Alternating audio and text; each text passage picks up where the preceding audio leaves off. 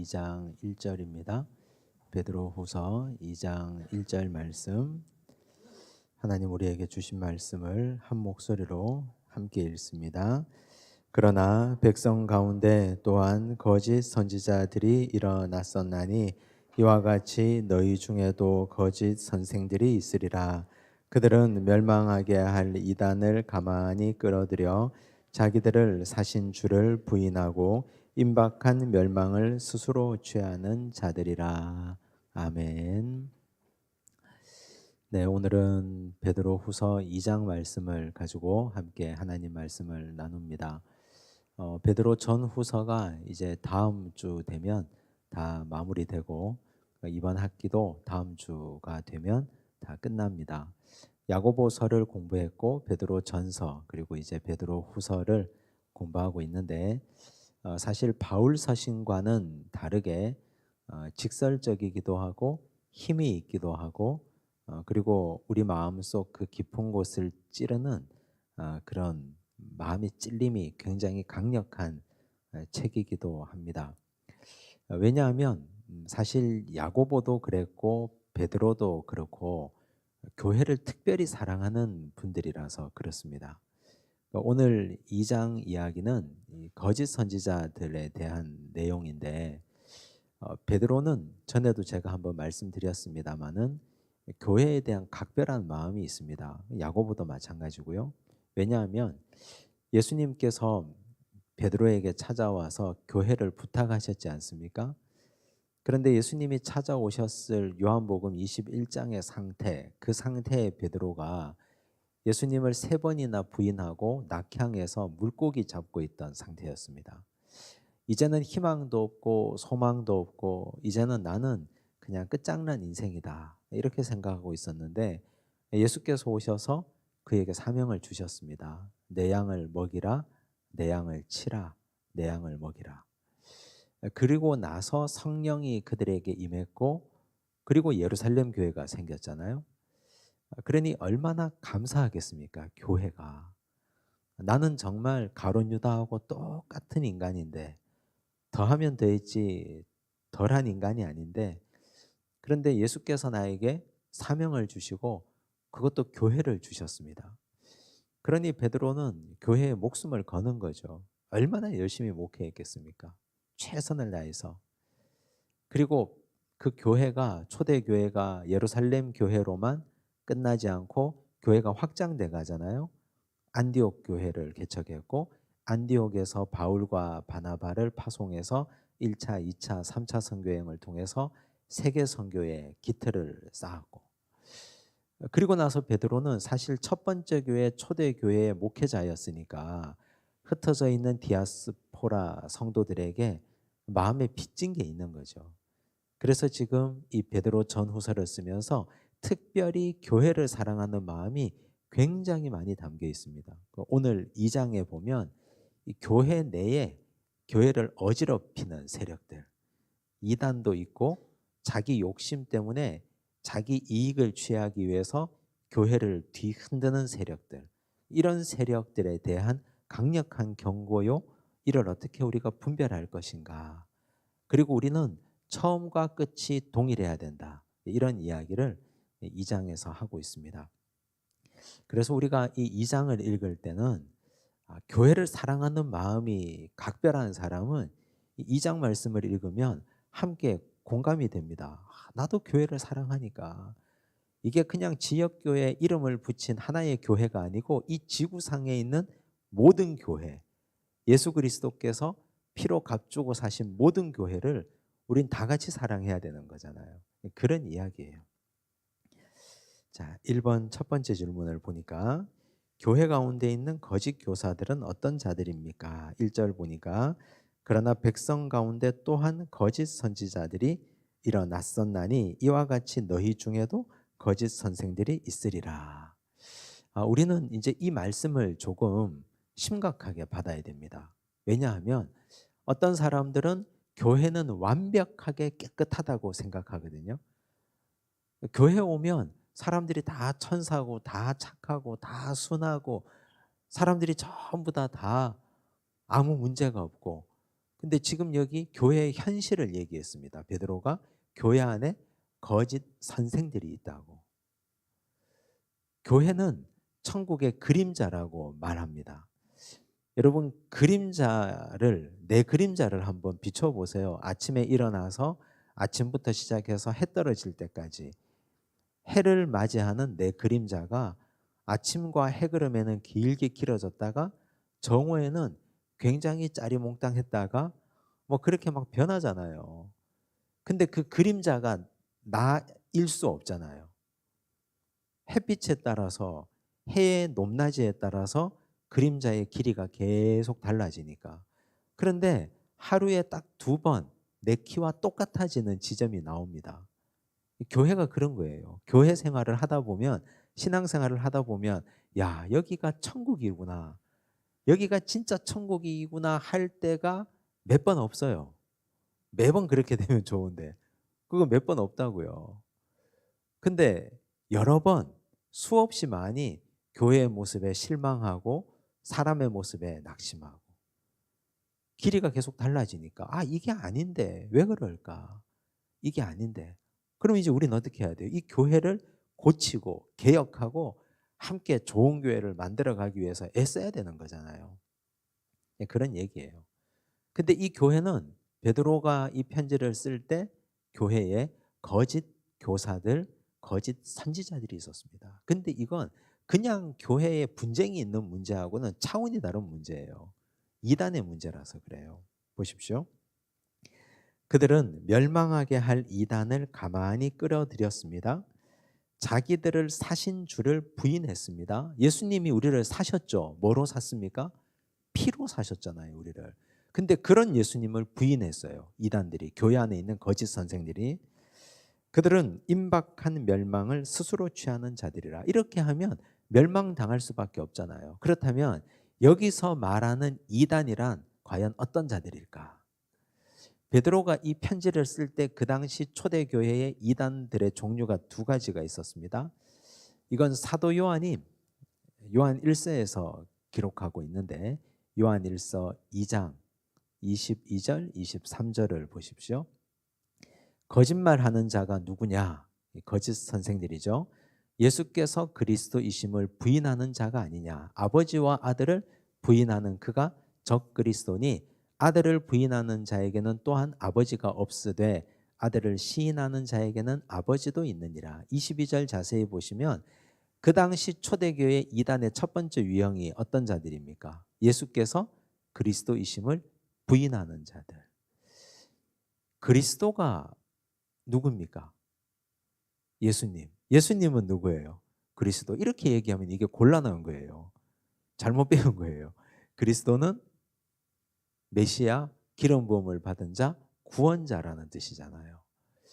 마태복음 16장에서 베드로가 최초에 주는 그리스도시요 살아계신 하나님의 아들이십니다, 이렇게 고백했지 않습니까?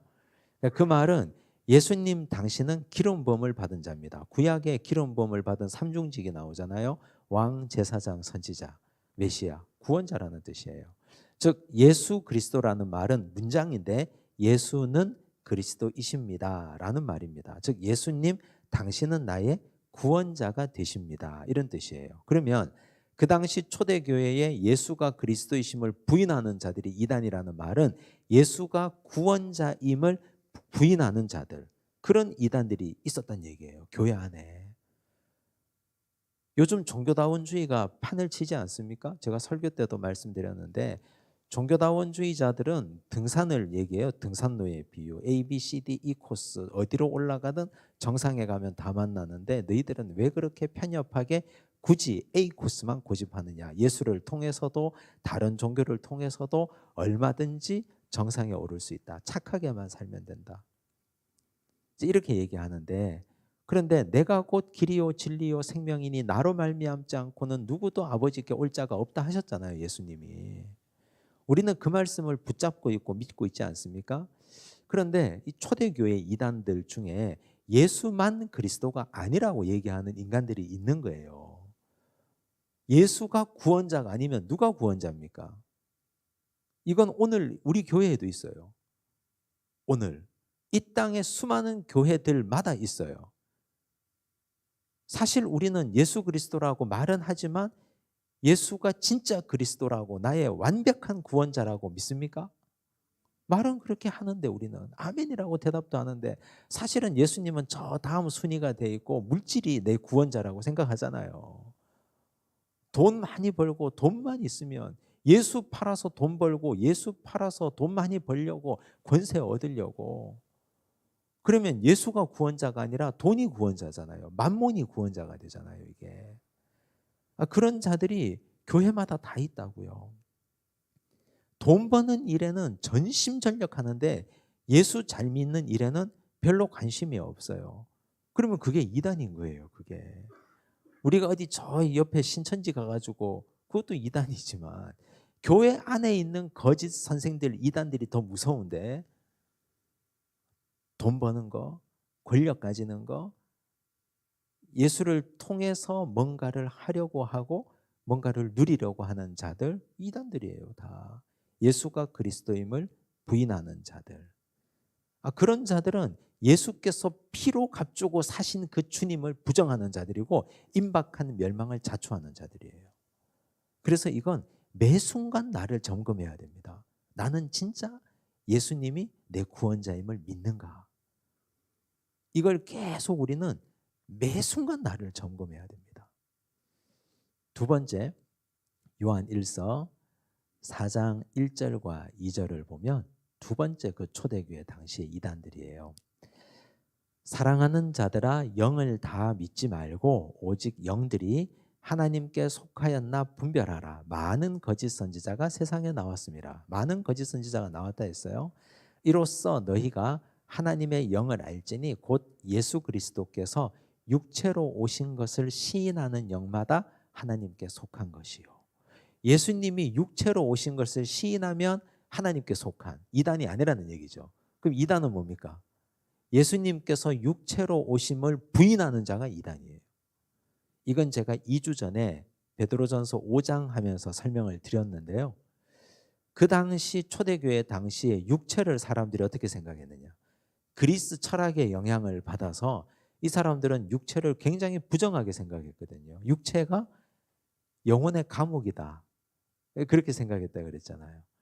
그래서 육체가 영혼의 감옥이고 그러면 이 육체를 빨리 벗어나는 것이 영의 해방이라고 믿었다고요. 그러니 이 육체를 소중하게 생각했겠습니까? 이 육체는 영혼이 갇히는 감옥이니까 사람들은 육체를 함부로 방임하며 살았어요. 두 가지 종류의 사람이 생겼는데 하나는 쾌락주의자들, 에피쿠로스. 두 번째는 스토아주의자들, 금욕주의자들.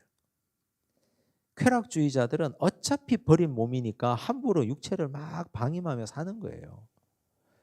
내가 나를 봐도 이 육체가 더럽거든요. 생각하는 게 더럽고 행동하는 게 더럽고 근데 어떻게 하나님이신 하나님의 아들이신 그분이 이 더러운 육체를 입고 올 수 있겠느냐? 그래서 예수가 육체로 오심을 부인하는 거예요. 그게 이단이에요. 그래서 그들은 예수님이 육체로 오심을 부인하면서 가현설을 주장합니다. 가짜로 나타나셨다. 육체를 입고 있는 것처럼 보이지만 그건 진짜 육체가 아니다. 나 같은 진짜 육체를 입고 오셨을 리가 없다. 이 더러운 육체를. 그게 이단이에요. 근데 예수님은 진짜 우리와 똑같은 몸을 입고 오셨습니다. 피곤해서 주무시기도 하시고 그 육체의 고통이 두려워서 겟세마네 동산에서 이 잔을 내게서 돌리게 해달라고 아버지께 기도도 하셨고 그게 이단이에요. 그 두 가지 이단. 근데 오늘날 교회 공동체에도 육체를 부정하는 사람들이 있다고요. 육체를 부정한다는 말이 무슨 말이냐면 이 몸을 함부로 죄짓고 사는 거예요. 그런 자들도 있고 금욕주의로 막 사는 거예요. 금식 몇 번 하고 뭐 열심히 하고 그런다고 믿음이 좋아지는 게 아니거든요. 몸은 성전이라 그랬어요. 성전. 거룩한 성전. 하나님의 영이 거하시는 성전이기 때문에 이 몸 관리를 잘 해야 됩니다. 건강하게. 하나님의 영이 거하시는 성전이기 때문에 몸 관리를 건강하게 잘 해야 우리는 주의 일에 열심히 할 수 있거든요.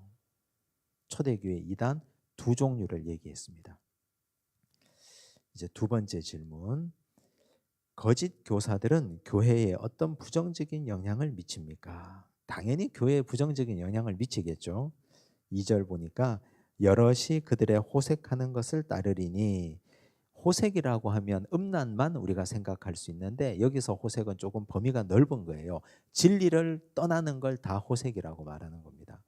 우리는 하나님 아닌 다른 걸 섬기는 걸 영적 간음이라고 얘기했잖아요. 구약 시대에 호세아 선지자가 특히 그랬죠. 즉 하나님을 떠나고 진리를 떠나는 걸 호색인데, 이걸 따르리니 이로 말미암아 진리의 도가 비방을 받을 것이요. 3절 그들이 탐심으로써 지혜낸 말을 가지고 너희로 이득을 삼으니 그들의 심판은 옛적부터 지체하지 아니하며 그들의 멸망은 잠들지 아니하느니라. 여기서 중요한 거, 탐심으로써 지어낸 말. 교회 안에는요, 이런 이단만 문제되는 게 아니에요. 말이 문제가 돼요. 말이. 교회를 어지럽히는 게 수많은 말인데, 그 말의 대부분, 잘못된 말의 대부분은 탐심 때문에 지어낸 말들이 많아요. 여러분, 탐심이란 목적이 있는 거예요. 목적. 탐하는 마음이 탐심이잖아요. 무엇을 탐하는 걸까요? 물질을 탐하는 것도 있고, 자리를 탐하는 것도 있고요, 인기를 탐하는 것도 있고, 뭐 등등의 탐하는 마음이에요. 그런 것들을 때문에 지어낸 말들이 교회를 어지럽힙니다. 예를 제가 들어뒀는데, 민수기 16장의 예를 들어뒀어요. 레위의 증손 고핫의 손자 이스하엘의 아들 고라와 르우벤 자손 엘리압의 아들 다단과 아비람과 벨렛의 아들 온이 당을 짓고, 고라 일당의 반역 들어보셨죠? 고라가 자기 사람을 모은 거예요. 핵심 인물 4명이 주동자가 되고, 그 다음에 2절에 보니까 이스라엘 자손 총회에서 택함을 받은 자 곧 회중 가운데에서 이름 있는 지휘관 250명과 함께 일어나서 모세를 거스르니라. 지휘관 250명을 모았어요. 대단한 능력 있는 사람이에요. 고라가 레위 자손이거든요. 근데 모아서 어떤 말을 했느냐, 3절 잘 보세요. 그들이 모여서 모세와 아론을 거슬러 그들에게 이르되 너희가 분수에 지나도다. 회중이 다 각각 거룩하고 여호와께서도 그들 중에 계시거늘 너희가 어찌하여 여호와의 총회 위에 스스로 높이느냐. 그럴듯하죠. 이 말이 굉장히 설득력이 있어요. 왜 설득력이 있냐? 분수에 지나치다. 회중들이 각각 거룩하고 여호와께서 회중들 안에 있는데 왜 너희가 총회 위에 스스로 높이느냐? 사람들의 마음을 막 자극하는 거예요. 사람들이 그렇구나 하고 그 사람에게 붙어서 이제 모세와 아론을 거슬러서 단판을 지으려고 하는 거죠. 근데 모세가 이렇게 얘기합니다.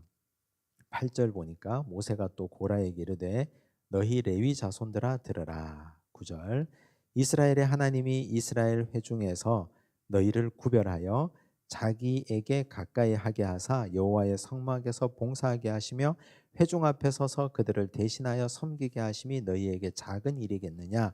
하나님이 너와 내 모든 형제 레위 자손으로 너와 함께 가까이 오게 하셨거늘 너희가 오히려 제사장의 직분을 구하느냐. 모세의 말 속에 핵심이 들어 있습니다. 고라는 레위인이었거든요. 레위 사람은 레위 사람 중에 뽑은 제사장과 레위인들 사이에는 직무의 구별이 있었어요.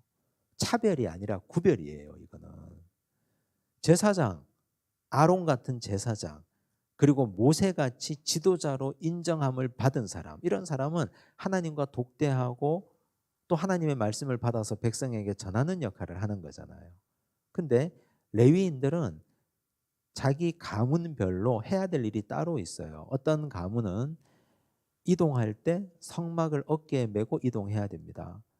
성막의 각종 그릇과 기명을 다 깨끗하게 싸고 일해야 돼요. 이게 싫은 거예요. 고라는.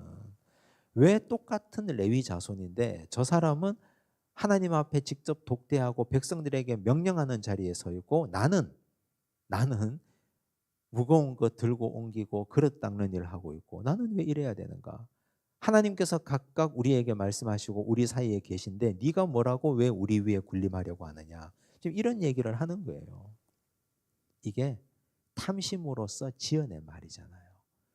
모세가 총회 위에 군림한 적이 한 번도 없어요. 모세와 아론은 하나님 말씀 듣고 그 말씀 그대로 전한 거죠. 이 말 속에는 진짜와 가짜가 교묘하게 섞여 있습니다. 백성들이 각각 거룩한 거, 그건 진짜예요. 각각 거룩하잖아요, 다. 여호와께서 백성들 사이에 계신 것도 진짜예요. 하나님은 성도들 가운데 계시잖아요. 근데 거짓말이 섞여 있다고요. 모세와 아론이 총회 위에 군림하는 거, 그건 거짓말이거든요. 누군가가 거짓말을 할 때 10가지가 다 거짓말이면 누가 믿겠습니까? 진실을 가지고 약간씩 거짓말을 보태서 진리를 호도하고 진실을 호도하고 탐심으로 말을 지어내는 거죠. 거기에 250명의 지휘관이 함께 부하노동해서 같이 지금 우하고 일어난 거예요. 이 사람들 다 어떻게 되었습니까? 불이 나와서 죽고 땅이 갈라져서 땅이 그들을 다 삼켜버렸다 그랬잖아요. 공동체를 어지럽히고 자기 직무에 성실하지 않은 자들.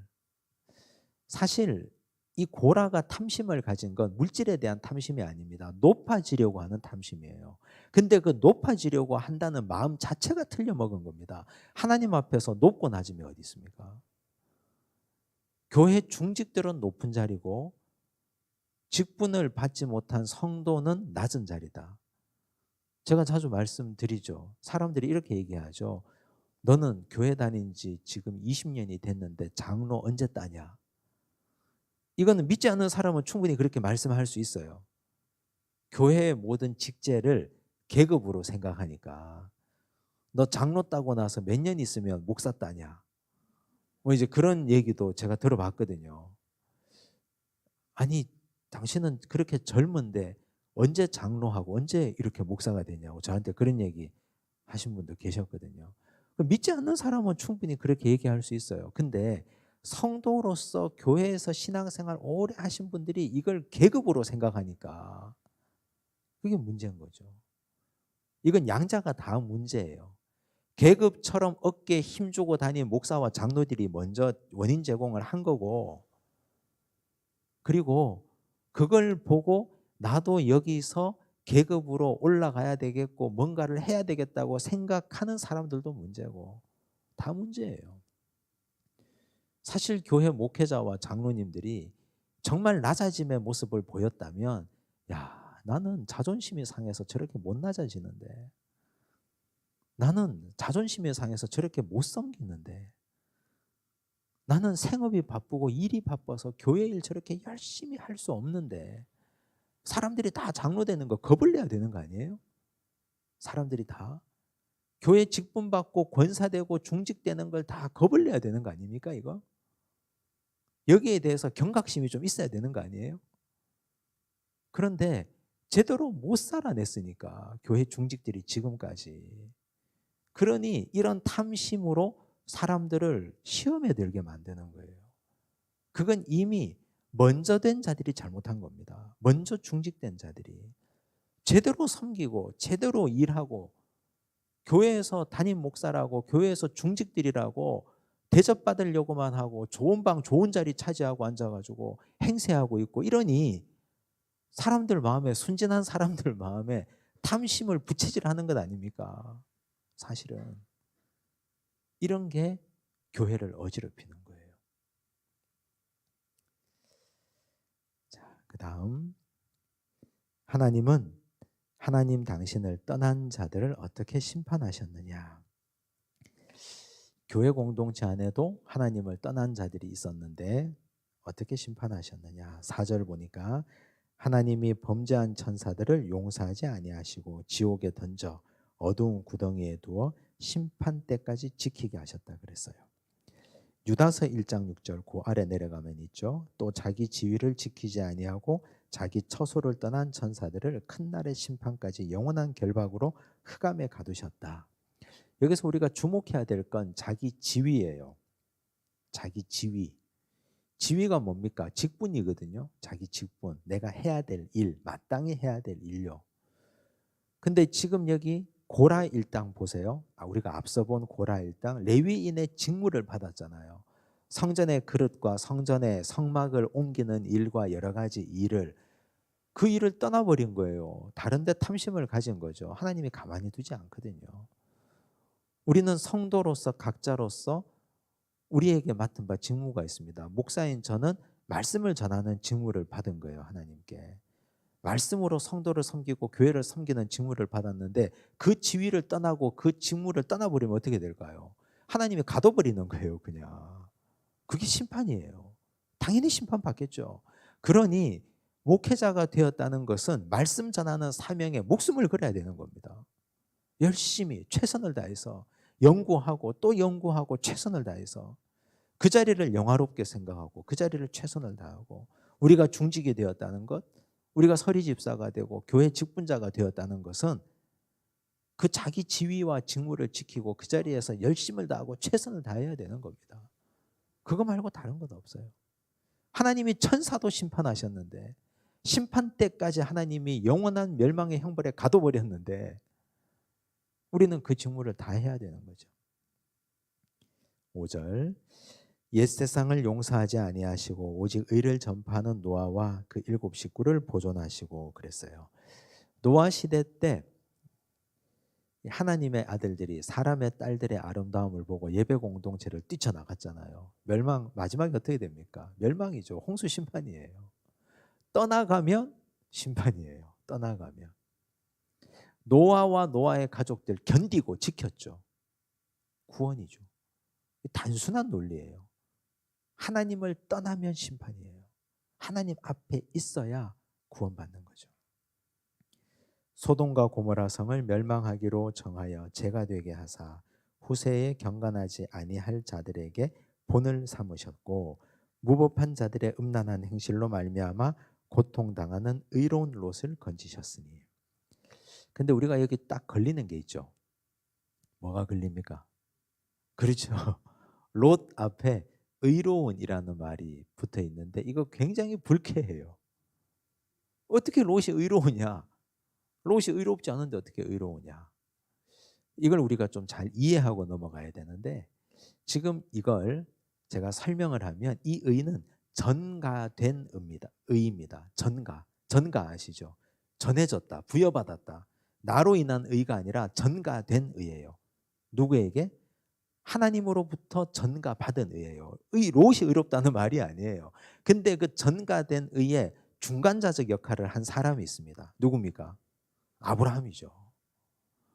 롯의 행실이 의로웠다거나 그가 진짜 의로운 짓을 했다거나가 아니고, 아브라함의 중보기도, 목숨을 걸고 눈물의 중보기도로 말미암아 하나님께서 그를 의롭다고 그냥 여겨주신 거예요.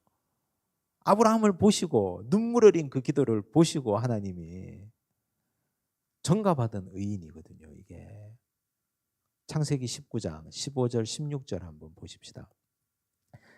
동틀 때에 천사가 롯을 재촉하여 이르되, 소돔성이 멸망하는 그 날 아침이에요. 동틀 때, 일어나 여기 있는 내 아내와 2 딸을 이끌어내라. 이 성이 죄악 중에 함께 멸망할까 하노라.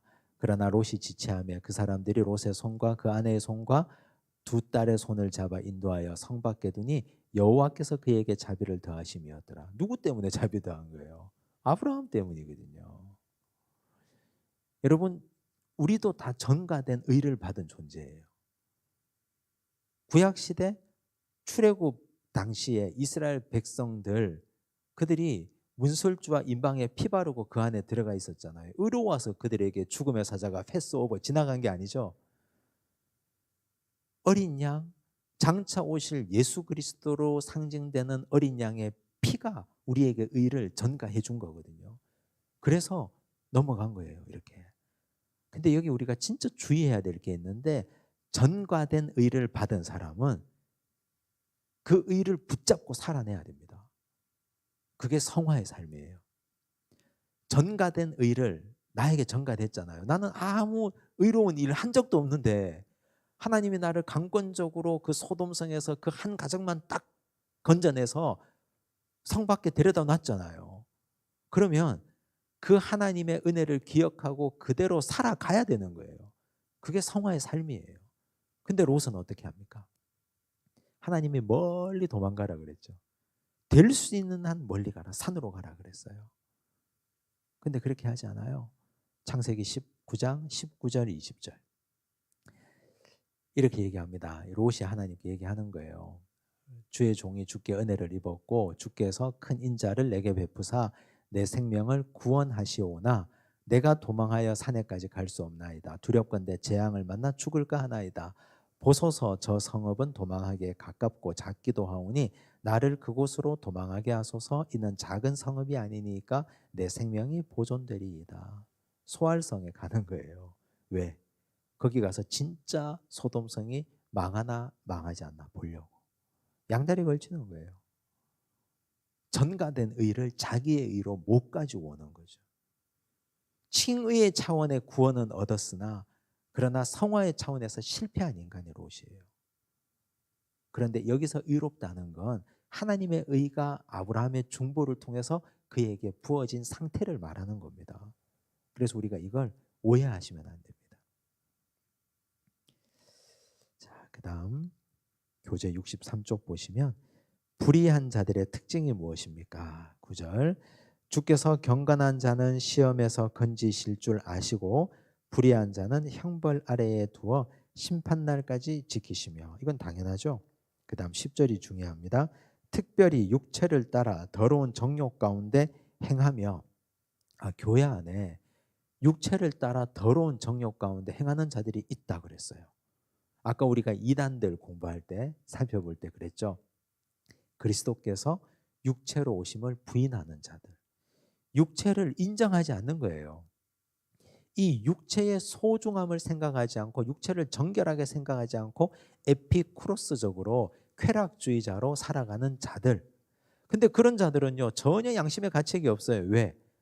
어차피 이 몸은 버린 몸이라고 생각하니까. 예수님이 이 더러운 육체에 오실 거라고는 상상도 못하고 생각도 하지 않고, 그리고 이들은 교회에 들어와서 사람들에게 야 어차피 우리 몸은 더러운 몸이야. 하나님의 아들이신 그분은 이 몸에 오시질 않아. 가짜로 그냥 나타난 가현설일 뿐이야. 이렇게 계속 사람들을 얘기한단 말이에요. 그런 자들이 어떻게 사느냐 보세요. 주관하는 일을 멸시하는 자들, 주관하는 자, 교회 공동체를 이끌고 가는 영적 지도자, 이런 자를 멸시하는 거예요. 육체를 함부로 탐닉하고 죄짓는 자들이요. 이들은 또 어떻게 생활합니까? 당돌하고. 자기 죄를 잘 모르니까 당돌하죠. 그게 어때서 뭐 내가 이렇게 사는 게 왜? 당돌한 거예요. 자긍하며 스스로 긍지를 또 느껴요.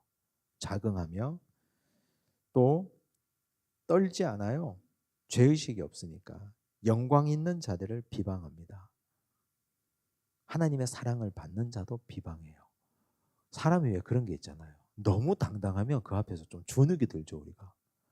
저 사람 분명히 잘못했는데 잘못한 사람이 너무 당당하면 사실 좀 살짝 기가 좀 질리기도 하고 좀 그래요. 그런 자들이에요. 교회 안에서. 말이 통하지 않는 자들. 그런 자들이 멸망의 길을 가는데요. 12절 보세요. 그러나 이 사람들은 본래 잡혀 죽기 위하여 난 이성 없는 짐승 같아서. 베드로가 교회 안에 있는 이런 사람을 이성 없는 짐승이라고 말해버렸습니다.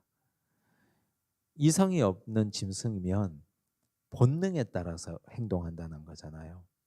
본능에 따라서 자기 육체를 함부로 방임하고, 그래서 교회 안에 자꾸만 악한 영향을 주는 거예요. 교회 안에. 야, 세상 사람들 다 이렇게 사는데 너희는 왜 자꾸 이렇게 육체를 이렇게 함부로 방임하지도 않고 그냥 그렇게 사느냐고. 그 알지 못하는 것을 비방하고 그들의 멸망 가운데서 멸망을 당합니다. 알지 못하는 것을 비방한다는 말이 뭘까요? 이 사람들은 말씀을 모르는 자들이거든요. 그런데 아는 척하고 막 비방해요. 선무당이 사람 잡는다고 성경도 모르면서 성경을 얼마나 잘 아는 척하면서 비방하는지 몰라요. 그런 자들이에요. 13절 불의의 값으로 불의를 당하며 낮에 즐기고 노는 것을 기쁘게 여기는 자들이니, 여기서 낮이라고 하는 건요, 그냥 해 떠 있는 낮이 아니고 일할 때를 말하는 겁니다. 일할 때. 우리에게 주어진 건강이 있죠. 건강할 때 일해야 되거든요. 생업을 위해서도 일을 하지만 주를 위해서도 일해야 되잖아요. 근데 그거 즐기며 노는 걸 자랑하는 거죠. 야, 시간이 어디 있어? 교회 가서 매여가지고 그런 일 할 시간이. 막 그렇게 얘기하는 거예요. 너희와 함께 변화할 때에, 그들의 연회할 때에 그들의 속임수로 즐기고 놀며, 여기서 연회는 성만찬이거든요. 거룩한 성만찬을 막 하고 있는데 그들은 자기 방식대로 즐기고 놀아요. 음심이 가득한 눈을 가지고 범죄하기를 그치지 아니하고 굳세지 못한 영혼들을 유혹하여 탐욕에 연단된 마음을 가진 자들이니 저주의 자식이라. 굳세지 못한 자들을 유혹합니다. 헷갈리는 사람들, 이제 교회 처음 와가지고 잘 모르는 사람들, 이런 사람들을 유혹해가지고 미혹하게 하는 자들, 이런 자들은 저주의 자식이라고 베드로가 선을 딱 그어버렸어요. 자, 그런데 베드로는 여기서 그치지 않고 이런 사람들은 구약의 인물 중에 이 사람과 같다고 설명하고 있어요. 15절 그들이 바른 길을 떠나 미혹되어 부올의 아들 발람의 길을 따르는도다. 그는 불의의 삭슬 사랑하다가 자기의 불법으로 말미암아 책망을 받되 말하지 못하는 나귀가 사람의 소리로 말하여 이 선지자의 미친 행동을 저지하였느니라. 여러분, 민수기에 보면 발람이라는 사람이 나오죠. 발람은 사실 점술가예요. 점치는 사람. 그런데 모압 왕 발락이라는 사람이 있었는데, 이 사람이 이스라엘 백성들이 광야를 지나서 막 진군해 오니까 두려웠던 거예요. 그래서 그 당시 용하다고 불리는 발람을 불러다가 이스라엘을 저주해 달라고 그랬거든요. 돈을 많이 준다고. 하나님이 하지 마라 그랬어요. 꿈에 나타나서 하지 말라고. 근데 돈 많이 준다 그러니까 나서는 거예요. 나귀 타고. 나귀의 눈에는 칼을 빼들고 길을 막고 서 있는 여호와의 사자가 보여요. 그런데 발람의 눈에는 보이지 않아요. 나귀가 여호와의 사자가 칼을 빼들고 서 있으니까 두려워서 서버렸다고요. 그 얘기가 나옵니다. 민수기 22장 25절 나귀가 여호와의 사자를 보고 몸을 담에 대고 발람의 발을 그 담에 짓누름에 발람이 다시 채찍질하니 여호와의 사자가 더 나아가서 좌우로 피할 데 없는 좁은 곳에 선지라. 나귀가 여호와의 사자를 보고 발람 밑에 엎드리니 발람이 노하여 자기 지팡이로 나귀를 때리는지라. 나귀가 억울하게 맞았죠. 나귀가 입을 열어버렸어요. 28절 여호와께서 나귀 입을 여시니 발람에게 이르되 내가 당신에게 무엇을 하였기에 나를 이같이 3번을 때리느냐. 성경에 짐승이 말한 게 2번 나오는데요. 뱀이 한 번 말했고 지금 이 나귀가 한 번 말하는데, 짐승에게 책망받은 유일한 사람이 발람이에요. 우리가 흔히 말하죠. 짐승보다 못한 놈이라고. 그러니까 발람은 짐승보다 못한 놈이에요. 어떤 사람이 짐승보다 못하냐? 돈 쫓아가는 사람. 하나님께서 금하셨는데 그 금한 일을 끝까지 하는 인간이 짐승보다 못한 인간이에요. 아까 베드로가 말했잖아요. 이성이 없는 짐승 같다 그랬잖아요. 그 예를 발람을 들어서 이렇게 말하고 있습니다. 그래서 우리가 흔히 하는 표현 짐승보다 못한, 금수보다 못한 인간이라고 하는 건 굉장히 성경적인 표현이에요. 진짜. 발람이 꼭 그랬잖아요, 지금. 근데 이 발람이 한때 이 일 이후에요. 발람이 한때 성령으로 충만한 적도 있었어요. 왜냐하면 발람이 이 모압 왕 발락의 청을 듣고 산 꼭대기에 올라가서 이스라엘 백성들을 저주하려고 할 때마다 이게 입이 안 열리는 거예요. 저주하려고 하는데 자꾸 축복이 나와요. 뭔가 모르는 강력한 힘에 의해서. 그 힘이 하나님의 힘이잖아요. 그걸 자기가 느낀 거거든요. 그걸 느꼈어요. 그래서 보세요. 민수기 24장에 보니까 이렇게 나오죠. 발람이 자기가 이스라엘을 축복하는 것을 여호와께서 선히 여기심을 보고 전과 같이 점수를 쓰지 아니하고 그의 낯을 광야로 향하여 눈을 들어 이스라엘이 그 지파대로 천막 친 것을 보는데 그때에 하나님의 영이 그 위에 임하신지라. 점수를 쓰지 않으니까 하나님의 영이 딱 임한 거예요. 이것도 뭐예요? 이 사람이 잘해서 그런 게 아니라 하나님의 의가 이 사람에게 전가됐잖아요. 롯처럼. 그럼 어떻게 해야 됩니까? 은혜를 받았으니까 이 은혜를 붙들고 살아야 되잖아요. 그렇죠? 영이 그에게 임하니까 보세요. 3절에 그가 예언을 전하여 말하되 부올의 아들 발람이 말하며 눈을 감았던 자가 말하며 하나님의 말씀을 듣는 자 전능자의 환상을 보는 자 엎드려서 눈을 뜬 자가 말하기를. 이후에는 이스라엘을 축복하는 얘기가 막 나오거든요. 이렇게 잘 먹고 잘 살았더라 하면 얼마나 좋았겠습니까? 근데 발람은 전가된 의를 성화의 삶으로 끌고 가지 못했어요. 마지막에 어떻게 되냐 보세요. 민수기 31장에 보니까 7절에 그들이 여호와께서 모세에게 명령하신 대로 미디안을 쳐서 남자를 다 죽였습니다. 그 죽인 자 외에 미디안의 5왕을 죽였으니 미디안의 왕들은 에위와 레겜과 수르와 후르와 레바이며 또 부올의 아들 발람을 칼로 죽였더라. 발람이 죽었어요? 이렇게 이스라엘을 축복했던 사람, 하나님의 영이 충만했던 사람을 이스라엘 백성이 그를 죽였네요. 하나님의 허락 없이 이 사람 죽일 수 있었겠습니까? 왜 죽었을까요? 민수기 25장 1절과 2절을 보십시오. 이스라엘이 시딤에 머물러 있더니 그 백성이 모압 여자들과 음행하기를 시작하니라. 그 여자들이 자기 신들에게 제사할 때에 이스라엘 백성을 청함에 백성이 먹고 그들의 신들에게 절함으로. 이 사건을 뒤에서 만들어낸 자가 발람이에요. 무슨 말이냐 하면 다시 사건을 재구성해 봅시다.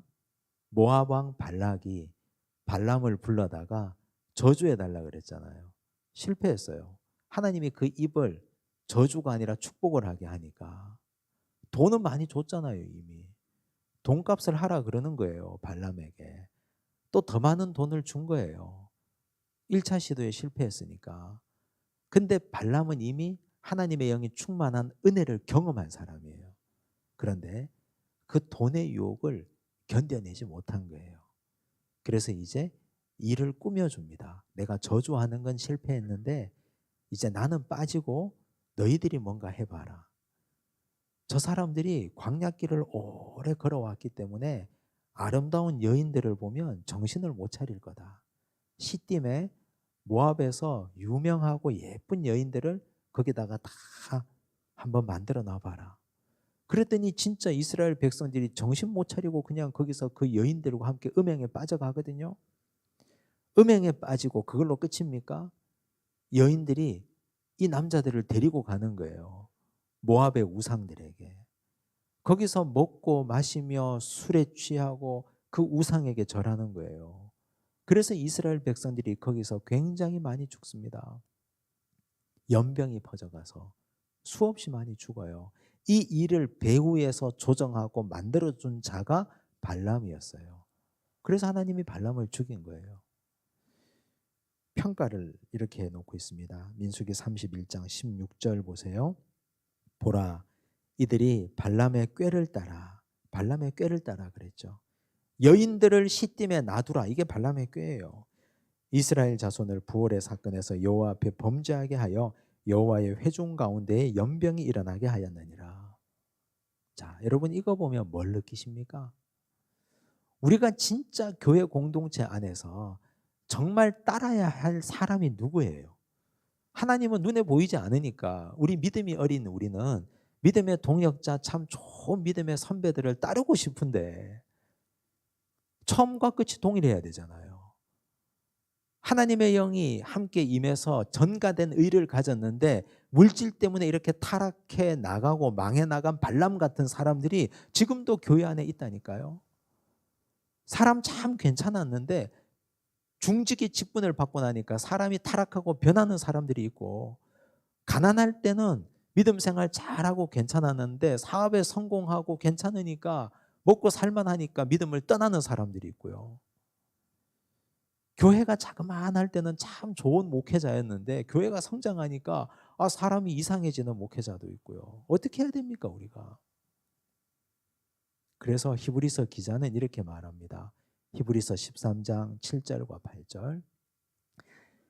하나님의 말씀을 너희에게 일러주고 너희를 인도하던 자들을 생각하며 그들의 행실의 결말을 주의하여 보고 그들의 믿음을 본받으라. 예수 그리스도는 어제나 오늘이나 영원토록 동일하시니라. 변하지 않는 분이 누구예요? 예수 그리스도.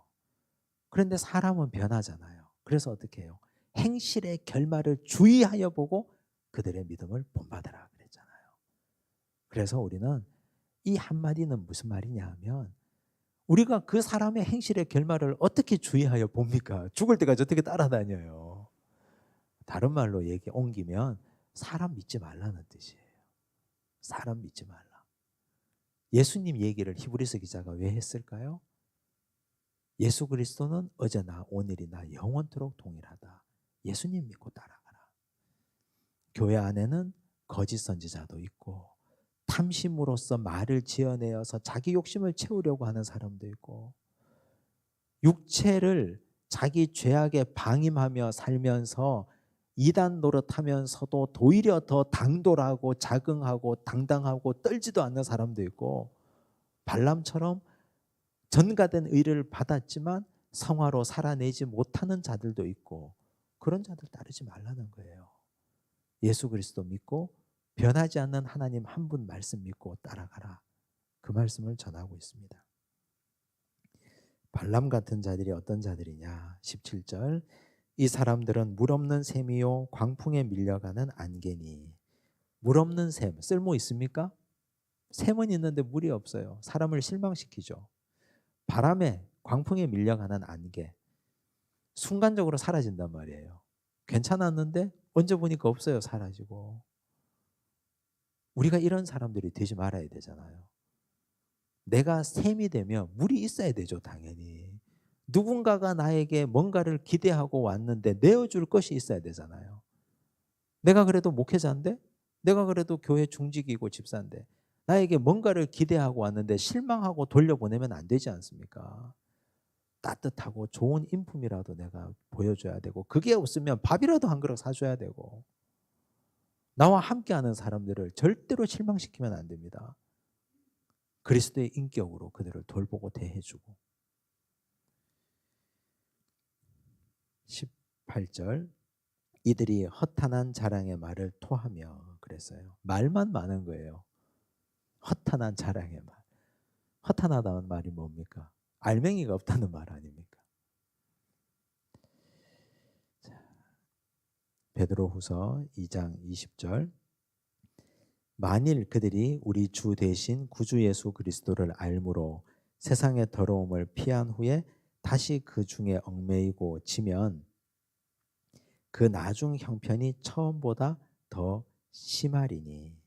여기 지다라는 표현이 나왔어요. 지다.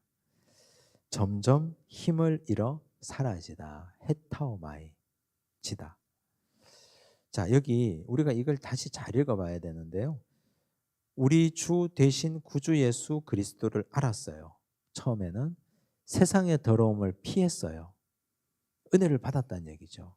근데 그 중에 다시 얽매였어요. 그리고 진다. 근데 이 지는 게요, 한 번에 지는 게 아니거든요. 여기 적어뒀죠. 점점 힘을 잃어 사라지다. 은혜를 받았는데 그 은혜는 한 번에 사라지는 게 아니라는 말이에요. 점점 힘을 잃어 사라진다.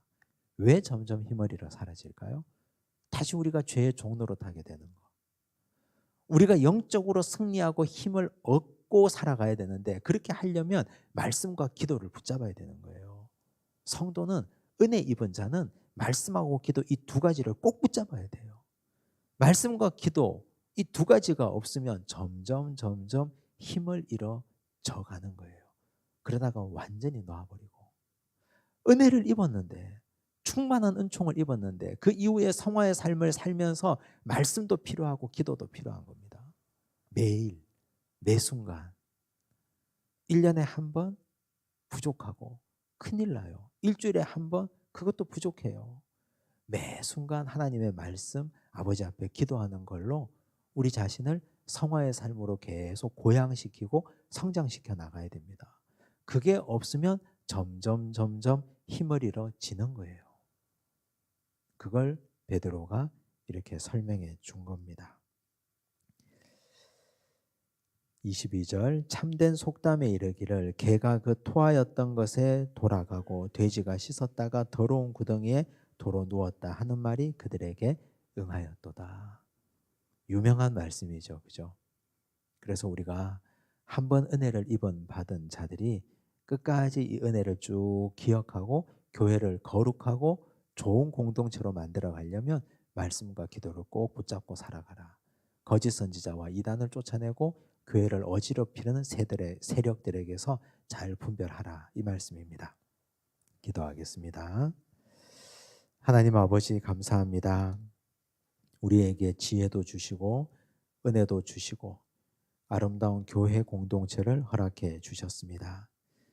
베드로가 교회를 사랑하여 교회 공동체에 이르는 말씀 중에 교회의 거짓 선생들, 이단들이 있다고 하셨습니다. 예수 그리스도의 주되심을 부정하는 자들, 예수께서 육체로 오심을 부정하는 자들, 오늘 우리가 돈을 그리스도로 삼고 우리 육체를 자랑하고 살고 있는 건 아닌지, 우리도 이단의 길을 걷고 있는 건 아닌지 주여 우리 스스로를 돌아보오니 우리가 이단성으로 살아가지 않도록 도우시고 하나님의 은혜 가운데 참된 진리의 말씀 위에 굳게 서 있게 하여 주시옵소서. 탐심으로 거짓을 지어내는 자 되지 않도록 도우시고 우리가 중직이라면 또한 성도라면 더 낮아지고 더 섬기고 믿음의 자리에서 항상 교회를 영화롭게 하고 그리스도를 이롭게 하는 하나님의 자녀가 되게 하여 주시옵소서. 전가된 의를 성화로 살아내도록 도우시고 롯처럼 발람처럼 살지 않도록 주여 우리를 불쌍히 여겨 주시옵소서. 성화의 삶을 살아갈 때 말씀과 기도가 필요하다고 하셨사오니 생명처럼 말씀을 붙잡고 진리의 말씀 위에 굳게 서고 매 순간 아버지께 기도하여 이 진리가 우리를 살리는 말씀임을 항상 마음에 새기고 깨닫게 하여 주시옵소서. 교회를 지극히 사랑하시는 예수님의 이름으로 기도드리옵나이다. 아멘.